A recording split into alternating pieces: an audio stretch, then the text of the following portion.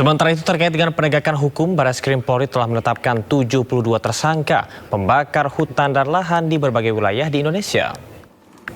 Direktur Tindak Pidana Tertentu atau Dirti Peter Barreskrim Polri Brigjen Muhammad Irhamni menjelaskan, penetapan 72 tersangka berasal dari 89 laporan yang ditangani 9 jajaran Polda. Polri akan terus menindak tegas para pelaku pembakaran lahan demi menjaga kelestarian lingkungan dan keselamatan masyarakat dari ancaman bencana kabut asap. Bahwa dalam Ke-9 Polda ini telah melaksanakan kegiatan proses penyelidikan dan penyidikan dengan jumlah tersangka kurang lebih yang sudah ditetapkan adalah 72 orang tersangka perorangan, yang mana proses penyelidikan dan penyidikan tersebut adalah melakukan penyelidikan dan penyidikan di titik-titik api yang terjadi di lapangan. Setelah tadi ada hotspot, kemudian dicek, ternyata benar ada kebakaran, dan kebakaran itu patut diduga adanya kesengajaan pembakaran oleh pihak-pihak ataupun orang-orang yang ada di lokasi TKP tersebut. Sesuai hasil pemeriksaan tersangka dan para saksi, memang kebanyakan mereka sengaja membuka lahan, kemudian melakukan pembakaran. Ini kan musim kemarau akibat El Nino yang sangat panjang dan sebagainya. Dia untuk mempermudah untuk pembukaan lahan tersebut biasanya sudah ditebang mereka mulai dari Riau, Jambi, Kalbar, Kalsel, Kalteng. Itu sudah 3 bulan atau 4 bulan lalu. Itu mereka sudah tebang, makanya di situ ada parang, ada alat-alat untuk melakukan penebangan kawasan lahan yang sudah terbuka sebenarnya. Karena untuk membersihkan, untuk dilakukan land clearing kan mahal kalau menggunakan alat, apalagi BBM juga mahal sekarang, menggunakan sewa alat juga mahal. Yang paling mudah adalah dibakar. Selain itu, pasca pembakaran itu tanahnya menjadi lebih subur karena hasil pembakaran abu dan sebagainya itu bisa menjadi pupuk. Makanya ini menjadi favorit untuk mereka melakukan modus seperti ini. Kita ke informasi selanjutnya, pemirsa. Di tengah kepungan asap akibat kebakaran hutan dan lahan, warga Sampit, Kalimantan Tengah bertahan di rumah mereka. Para warga mulai terserang penyakit pernafasan akibat kepulan asap karhutla.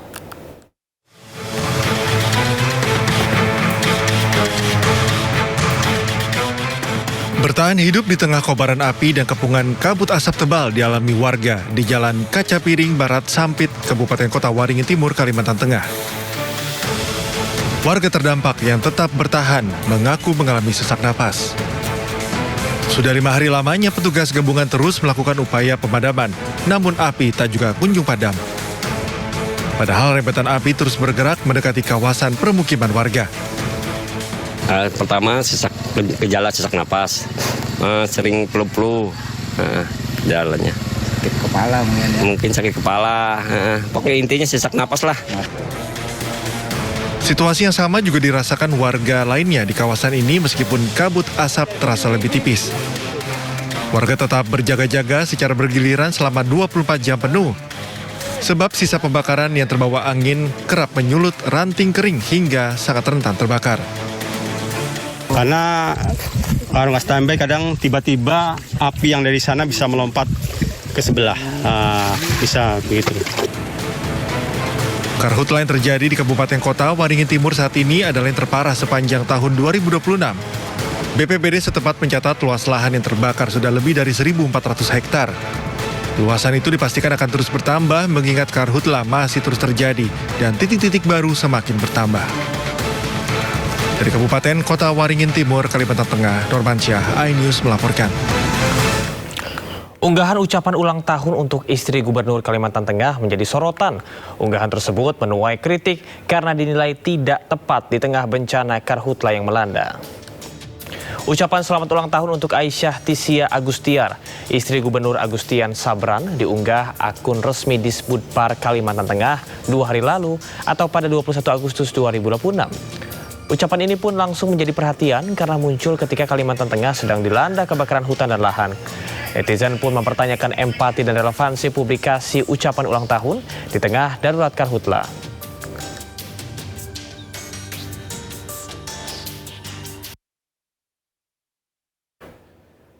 Tidak hanya di Kalimantan, kebakaran hutan dan lahan juga terjadi di sejumlah titik di wilayah Nabire, Papua.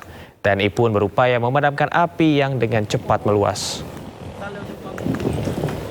Kebakaran mulanya diperkirakan terjadi Jumat sore waktu setempat berdasarkan informasi warga sekitar. Kepulan asap menyelimuti sebagian wilayah kota Nabire dan mengganggu aktivitas warga. Pemadam kebakaran, TNI Angkatan Darat, BNPB dan BPBD Provinsi Papua berupaya memadamkan api di lokasi. 70 personil TNI dari Yonif TP 804 juga dikerahkan bersama dengan 2 unit truk tangki air menuju ke titik kebakaran terbesar di kawasan Jalan Poros, Kampung Waroki, Distrik Nabire Barat, Kabupaten Nabire, Papua Tengah. Kebakaran juga mulai mendekati bangunan sekolah. Kobaran api akhirnya mampu dipadamkan di lokasi tersebut, namun warga tetap diminta waspada karena karhutla masih berpotensi terjadi selama musim kemarau. Di sinilah tempat yang terjadi pusat kebakaran di sini.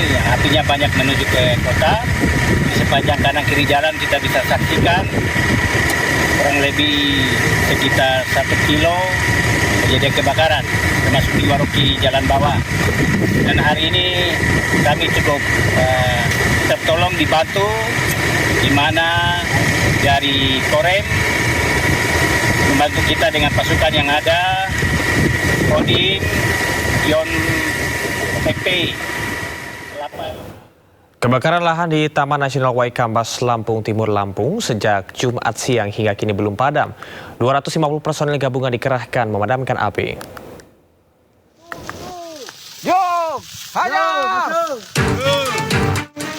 Api pertama kali terlihat pada Jumat siang kemarin sekitar pukul 13.00 di wilayah Berajes, Lebah. Api kemudian merambat dan membakar lahan hingga seluas 673 hektar. Akses jalan yang sulit dan terbatasnya sumber air menjadi kendala petugas di lapangan. Kini, petugas gabungan masih berjibaku memadamkan api di kawasan Taman Nasional Waikambas, Lampung Timur. Dan saya yakin ini bukan kebakaran, tapi mungkin dibakar, baik sengaja maupun kelalaian. Ya, kalau kelalaian pun harus kita cari, maupun kelalaian, dan itu kita proses untuk sebagai efek jerat. Dugaan sementara, kebakaran dipicu aktivitas pemburu liar, namun dugaan tersebut masih didalami polisi. Dari Lampung Timur, Lampung, Tinus Tristanto, iNews melaporkan. Kebakaran di kawasan destinasi wisata ikonik Kampung Adat Sade, Lombok menghanguskan 70 rumah adat dan membuat ratusan kepala keluarga mengungsi. Kepulan asap pekat dan beberapa sisa titik api masih menyala di antara puing-puing bangunan yang hangus.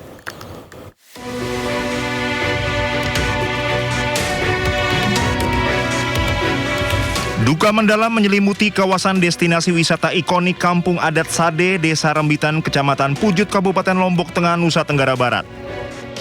Pasca kebakaran hebat pada Sabtu malam, sedikitnya 70 rumah adat suku Sasak ludes rata dengan tanah. Ratusan kepala keluarga terdampak terpaksa mengungsi dan 300 lebih pelaku wisata di kampung ini kehilangan mata pencaharian mereka. Hingga Minggu pagi kondisi Kampung Adat Sade porak-poranda. Kepulan asap pekat dan beberapa sisa titik api masih menyala di antara puing-puing bangunan yang hangus.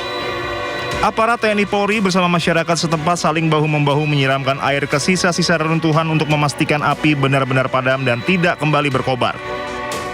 Di tengah puing, sejumlah warga mengais barang perabotan serta benda berharga yang masih bisa diselamatkan. Pemerintah mulai membentuk posko darurat untuk logistik seperti bantuan hingga kesehatan termasuk dapur umum.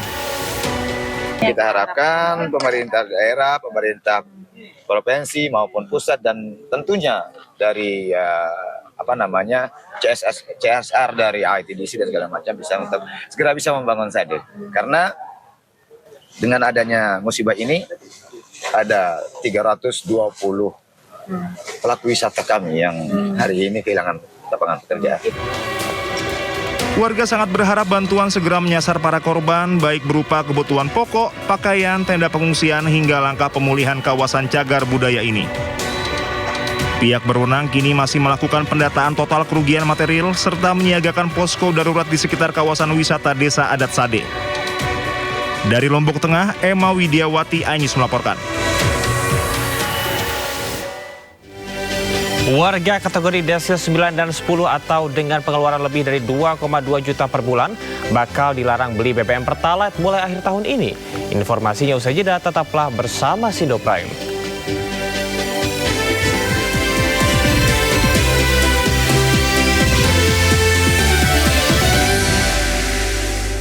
Makin meluas dan mengganas, tiupan angin membuat api merambat mendekati pemukiman warga hingga menghambat jalur Trans Kalimantan.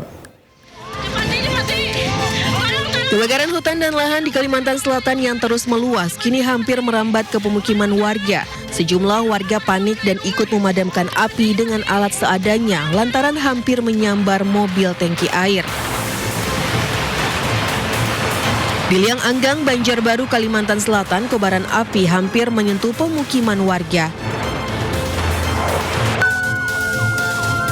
Tidak hanya mendekati pemukiman warga, petugas juga harus menutup sementara jalur Trans Kalimantan untuk kendaraan roda 4. Penutupan jalan dilakukan untuk memudahkan akses petugas pemadam kebakaran.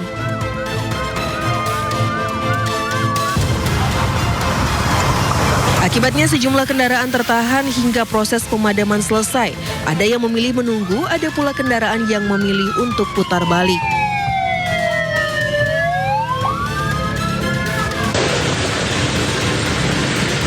Sementara itu, kabut asap pekat masih menyelimuti jalan dan pemukiman warga. Jarak pandang hanya sekitar 100 meter dan mengganggu aktivitas warga. Kebakaran hutan dan lahan di Pulau Kalimantan terjadi di 4 provinsi. Selain Kalimantan Selatan, 2 provinsi terparah lainnya adalah Kalimantan Barat dan Kalimantan Tengah. Polri hari ini menyampaikan perkembangan penanganan kebakaran hutan dan lahan yang melanda sejumlah wilayah di Indonesia. Sebanyak 62% dari total area hutan dan lahan yang terbakar telah berhasil dipadamkan. Dalam konferensi pers yang digelar siang tadi, Karobinops Stamaups Polri, Kombes Pol Aulian Syah Lubis menjelaskan terdapat lebih dari 7.800 titik api yang tersebar. Sebagian besar terkonsentrasi di 5 provinsi.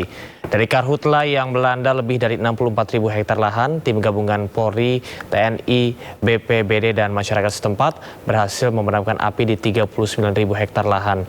Polri juga menyatakan telah memperkuat langkah mitigasi sejak tahap prabencana dan hingga kini lebih dari 48.000 personil dikerahkan untuk menangani karhutla. Nah, dari tanggal 22 yang lalu ada 48.656 hotspot yang terdeteksi secara nasional dan hasil verifikasi darat mengkonfirmasi adanya 7.872 titik api yang aktif. Jadi lebih kurang dari hotspot tadi sekitar 16,17%. Sebagian besar terkonsentrasi di 5 provinsi prioritas, yaitu Kalimantan Barat, ada sekitar 2.849 titik api, kemudian Riau ada 1.201 titik, Sumatera Selatan ada 1.105 titik, Kalimantan Selatan 738 titik, dan Kalimantan Tengah ada 674 titik. Nah, kemudian dari data kita juga total luasan lahan terbakar secara nasional tercatat ada 64.341 hektar. Jadi berkat kerja keras dari tim gabungan Polri, TNI, BPBD, Manggala Agni, dan masyarakat di lapangan sebesar 39.959 hektar atau 62% dari total area terbakar telah berhasil dipadamkan dan dikendalikan.